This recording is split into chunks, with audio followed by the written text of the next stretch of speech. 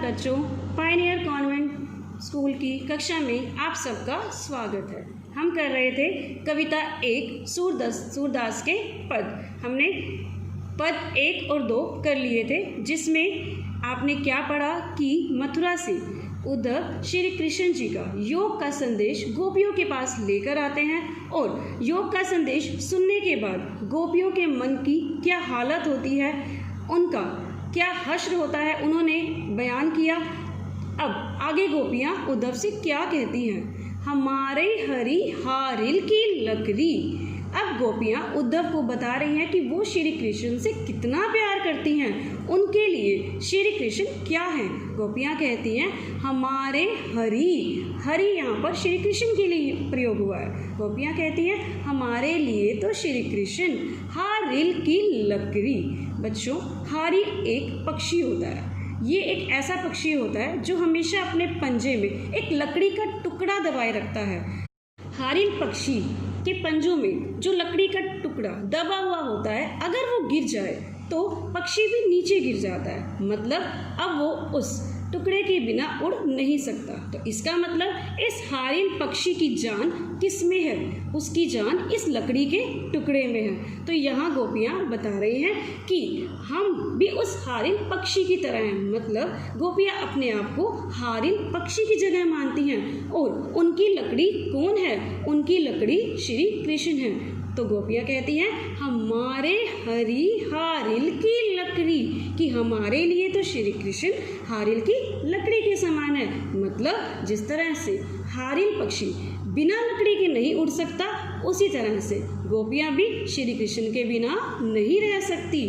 मन क्रम वचन, गोपियाँ कहती हैं कि मन मतलब दिल से, क्रम कर्मों से, वचन अपनी बातों में, नंद नंदन उर का मतलब होता है हृदय। कहते हैं कि मन से, क्रम से, वचन से हमने नंद नंदन, नंद के बेटे मतलब श्री कृष्ण को यह दृढ़ करी पकड़ी। दृढ़ मतलब दृढ़ता, मतलब मजबूती। कह रहे हैं कि जिस तरह से हारिल पक्षी लकड़ी को बहुत कस के पकड़ता है, मजबूती से पकड़ता है, क्योंकि उस पक्षी को पता है कि उसकी जान उस लकड़ी में बसी है, तो वैसे ही श्री कृष्ण को वो लकड़ी मानती हैं। वो कहती हैं कि हम मन से, वचन से, क्रम से उन्हें अपने दिल में बसा चुकी हैं। दृढ़ता से उनको पकड़े रखती हैं। जागत जागते हुए, सोवत सोते हुए, स्वपन सपनों में, दिवस दिन में, निसी रात को। गोपियाँ कहती हैं जागते हुए, सोते हुए, सपनों में, दिन में, रात को। काने जकरी होता है रट लगाना, कि हम तो काने की रट लगाए रहती हैं। सुनत जोग लागत है ऐसो। गोपियाँ कहती हैं कि हे उद्धव, जो तुम ये योग का संदेश लेकर आए हो ना, वो सुनकर तो लागत है ऐसो, हमें तो ऐसा लगता है ज्यों करुई ककड़ी, जैसे करुई कड़वी ककड़ी खा ली हो। अगर बच्चों हम कड़वी ककड़ी खा लेंगे तो हमारे जो मुंह का जो टेस्ट है वो कैसा हो जाएगा, वो कड़वा हो जाएगा। मतलब जो ककड़ी है वो कड़वी किसी को अच्छी नहीं लगती, तो उतना ही कड़वा गोपियों को क्या लगा, गोपियों को योग का संदेश कड़वी ककड़ी की तरह लगा। सु तो व्याधि हमको ले आए, वो उद्धव को कहती है सु मतलब तुम, तो कि तुम, वो कहती है कि तुम तो, व्याधि होता है बीमारी, हमको ले आए, हमारे लिए ले आए हो। गोपियाँ कहती है हे उद्धव, तुम तो हमारे लिए एक बीमारी ले आए हो, देखी सुनी न करी। ऐसी बीमारी जो उन्होंने कभी देखी नहीं, सुनी भी नहीं, करी होता है भोगना। जब हम किसी चीज़ को भोग लेते हैं, जैसे हमें कोई बीमारी हो जाती है तो हम कहते हैं कि मैं भोग चुका हूँ उस बीमारी को। भोग लेते हैं तो हमें उसके बारे में पता चल जाता है कि कितना दर्द होता है उस बीमारी में। लेकिन गोपियाँ कह रही है कि ये जो योग का संदेश है वो हमें एक बीमारी की तरह लग रहा है, और बीमारी भी कैसी, जो बीमारी उन्होंने न देखी, न सुनी, ना ही कभी भोगी। यह तो सुर तिन ही लई सोपो। सूरदास जी गोपियों के माध्यम से क्या कह रहे हैं, तिन ही ले सोपो, उन्हें ले जाकर सौंप दो, जिनके मन चक्री। कहती हैं कि ये जो बीमारी तुम हमारे लिए लेकर आए हो, ये उन्हें ले जाकर सौंप दो जिनके मन चक्री की तरह हैं। चक्री मतलब चक्कर, पहिया गोल घूमता है, जैसे घड़ी कभी किस दिशा में, उसके बाद कभी किस दिशा में, अलग अलग दिशा में घूमती है। ऐसे ही चक्कर भी गोल घूमता है। तो कह रहे हैं कि उन्हें जाकर दे दो जिनके मन चक्री की तरह घूमते रहते हैं। मतलब जो एक भगवान में अपनी आस्था नहीं रखते, एक भक्ति में अपनी आस्था नहीं रखते। लेकिन गोपियाँ कहती हैं हम ऐसी बिल्कुल नहीं हैं। हमने एक बार श्री कृष्ण को अपना सब कुछ मान लिया है, तो अब हम उन्हें कभी नहीं छोड़ेंगे। हमारा मन एक जगह पर स्थिर है, हम चक्री की तरह अस्थिर नहीं हैं। अब चौथे पद में गोपियाँ क्या कहती हैं? आपस में खड़ी होकर वो बात करती हैं जब उन्होंने उद्धव का सारा संदेश सुन लिया। हरि है राजनीति पढ़ी आए। गोपियाँ आपस में कहती हैं लगता है हरि ने राजनीति पढ़ ली है। राजनीति में क्या होता है? जो नेता होते हैं वो चाले चलते हैं, झूठ बोलते हैं, जो वादे करते हैं वो भूल जाते हैं, उन्हें पूरा नहीं करते।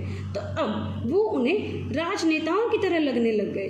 कृष्ण का जो ये संदेश था, उनका जो व्यवहार था, अब गोपियों को नेताओं की तरह लगने लग गया। तो गोपियाँ कहती हैं लगता है श्री कृष्ण ने राजनीति पढ़ ली है, मतलब शिक्षा ले ली है राजनीति की। समझी बात कहत मधुकर की। मधुकर एक भंवरा होता है। बच्चों, भंवरे का काम क्या होता है? भंवरे का काम होता है एक फूल से रस को चूसना, उसके बाद दूसरे फूल पर चले जाना। तो भंवरा एक जगह टिकता नहीं है। यहाँ पर भंवरा उद्धव को कहा गया है। क्यों? क्योंकि उद्धव मथुरा से कहाँ आया है?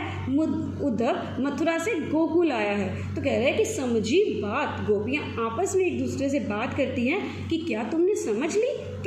जो कह रहा है मधुकर, ये भंवरा जो कह रहा है, जो संदेश ये उद्धव रूपी भंवरा लेकर आया है। समाचार सब पाए। क्या तुम्हें सारे समाचार मिल गए हैं जो श्री कृष्ण ने भेजे थे? मतलब वो एक दूसरे से इस बात के लिए पक्का करना चाहती है कि तुम्हें सारी चालें, सारी बातें समझ में आ गई।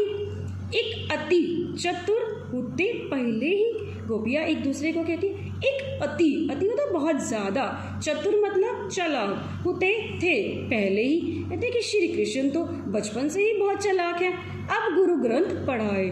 लगता है अब उन्हें कोई गुरु मिल गया है जिसने उन्हें ग्रंथ भी पढ़ा दिए हैं। ये सारा जो कटाक्ष है, ये सारा व्यंग्य वे उद्धव के ऊपर कर रही हैं।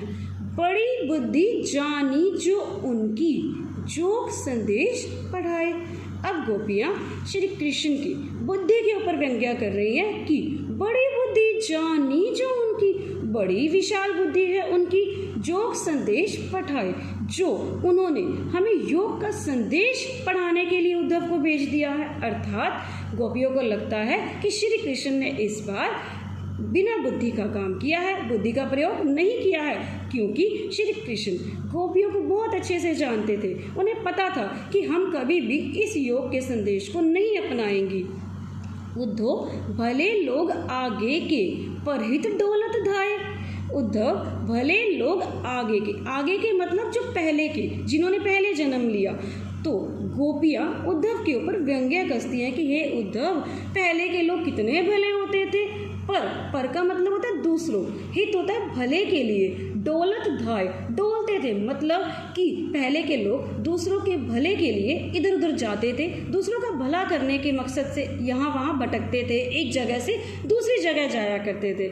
इसका मतलब उन्हें क्या लग रहा है कि उद्धव जो एक जगह से मतलब मथुरा से अब गोकुल आए हैं, लेकिन वो हमारा भला करने नहीं आए हैं। तो मतलब पहले के लोग भले होते थे, इसका मतलब वो उद्धव पर कटाक्ष कर रही हैं। अब अपने मन फिर पाइए। अब गोपियों ने समझ लिया कि अपने मन को फिर से पाई पाना है हमको। चलत जो होते चुराए, चलते हुए जो श्री कृष्ण चुरा ले गए थे। कि जब यहाँ से श्री कृष्ण गए थे तो वो गोपियों के मन को भी साथ ले गए थे। गोपियों को लगता है कि अब उन्हें फिर से अपने मन को दोबारा हासिल करना है। ते क्यों अनीति करे आपुन। ते होता है वे मतलब श्री कृष्ण। क्यों अनीति होता है अन्याय, करे आपुन होता है खुद पर। कहते हैं कि क्यों वो हम सब के ऊपर अन्याय कर रहे हैं। जे और अनीति छुड़ाए, जे और अनीति, अनीति होते अन्याय, छुड़ाते थे। कहते श्री कृष्ण क्यों अन्याय कर रहे हैं? वो तो हमेशा दूसरों को अन्याय से दूर किया करते थे, दूसरों के अंदर के अन्याय, जो भी कोई अन्याय करता था उनको उससे छुड़वाते थे, मतलब किसी को भी अपने राज में अन्याय नहीं करने देते थे। लेकिन अब गोपियाँ परेशान हैं कि उन्हें क्या हो गया है, वो क्यों हमारे ऊपर इस तरह से अन्याय कर रहे हैं। राज धर्म, राज मतलब राजा, धर्म राजा का धर्म तो यह सूर जो प्रजा न चाही सताए। सूरदास जी कहते हैं कि गोपियाँ कह रही है कि राजा का धर्म तो यह नहीं होता जो प्रजा न चाही सताए, कि प्रजा को तो वो नहीं सताते हैं। कि जो राजा होता है, सच्चा राजा होता है, उसका धर्म क्या होता है? उसका धर्म होता है कि वो कभी अपनी प्रजा को नहीं सताता, अपनी प्रजा के दुख दर्द का साथी होता है, उनकी समस्याओं को दूर करता है। लेकिन अब गोपियों को क्या लगता है कि जो उनके राजा हैं, मतलब श्री कृष्ण हैं, वो राजधर्म नहीं निभा रहे। राजा का धर्म तो हमारी रक्षा करना है, अपनी प्रजा को सताना नहीं है।